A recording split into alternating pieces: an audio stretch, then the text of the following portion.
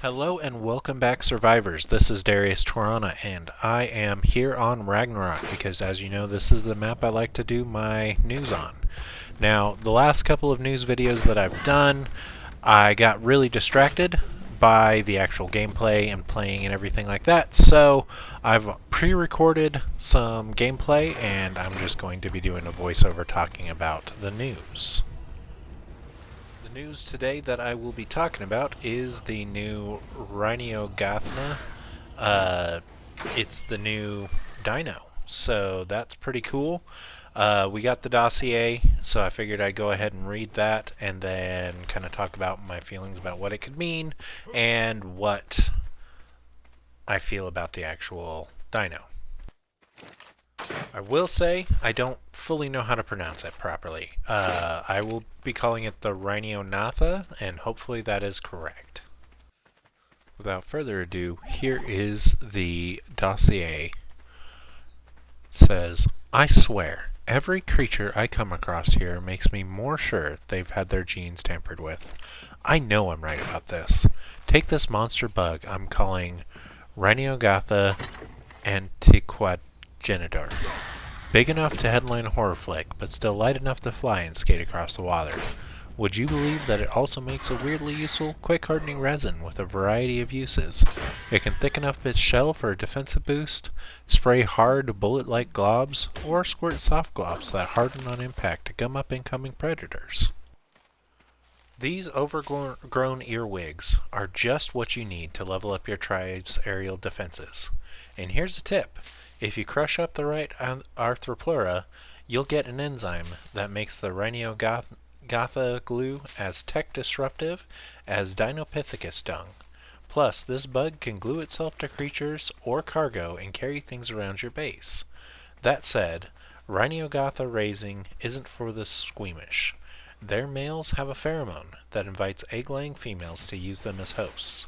Harvest that pheromone and you can mark any creature for the female to lay her eggs on.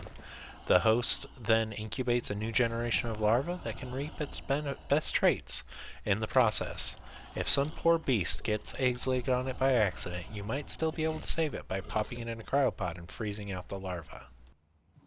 So, my thoughts about this. First off, ew. That is super gross in a very cool way.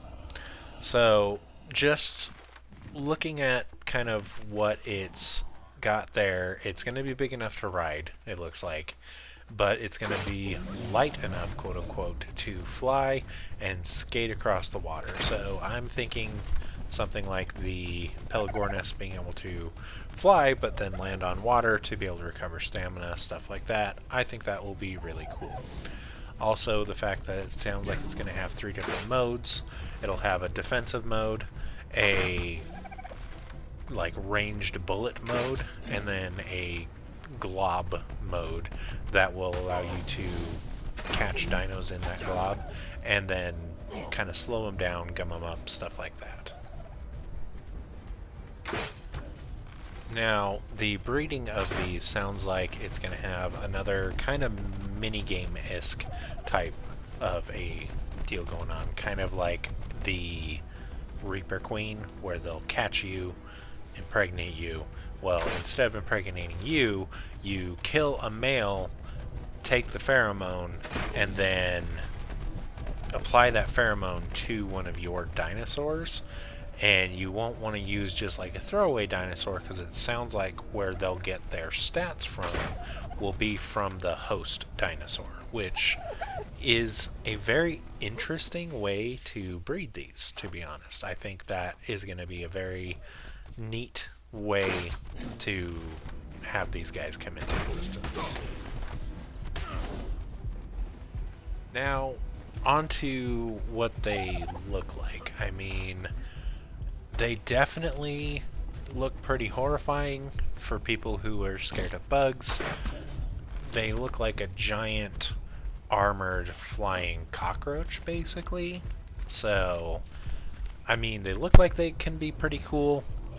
One thing I will say is I wasn't super excited about the original idea of like a Giga of the Sky. I really honestly hated that. But what I do like is that these sound like they're going to be kind of a utility dinosaur.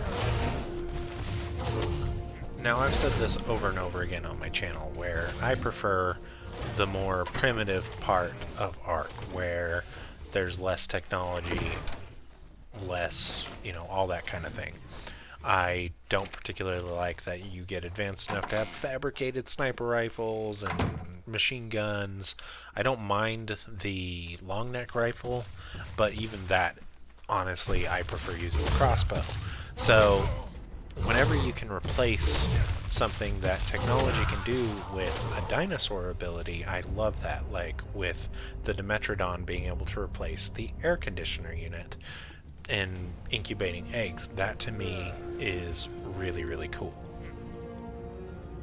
That being said, the fact that this thing looks like it's going to be able to pick up structures, the only thing that was able to do that before was the exomech, being able to like pick up and move around structures and vaults and stuff like that.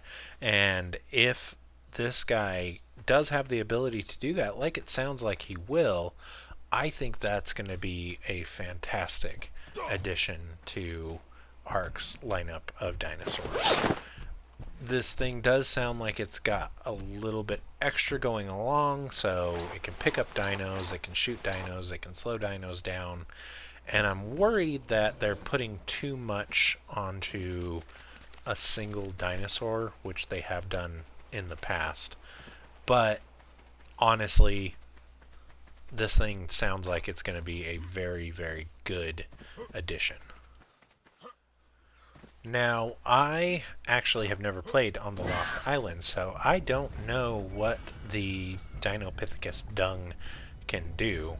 So it sounds like it can destroy tech stuff, and the fact that the Rhyniognatha is going to be able to probably do that as well, and the fact that it's kind of teaming up two different dinos is also really cool to me. So it sounds like some arthropleuras are going to get some type of an enzyme, which will probably be some kind of a drop that you can get, and you can harvest that.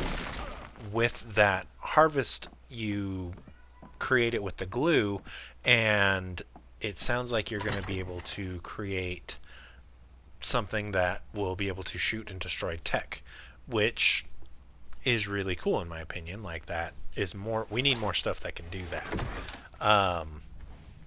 So in the end, I think that that's going to be really, really neat. So my final thoughts about this is I feel like it's going to be a very strong utility dinosaur. It's got a lot going for it. It's got a lot of cool ideas. The taming ability is very neat. That is, I like the little mini game tames. So I feel like in the end it's going to be a really good utility dino. I don't feel like it's as strong as the Desmodus is as a flyer, like just how stupid the Desmodus is going to be. Now, that does also depend on if this thing has omnidirectional flying, if it can land on walls, a bunch of stuff like that. If it has those two, then honestly it's going to be a little too good. I would personally give this thing about like a 8 out of 10 just based off of what it sounds like it's coming from the dossier. So I think in the end it's going to be a really neat dinosaur that is going to be fun to play with. So yeah. That being said, this is going to be another wrap-up of an episode, and this will be another episode of Ark News. Thank you so much for joining me today. Again, this is Darius Torana, and if you did enjoy this episode, please, please slap a like and a subscribe on my channel.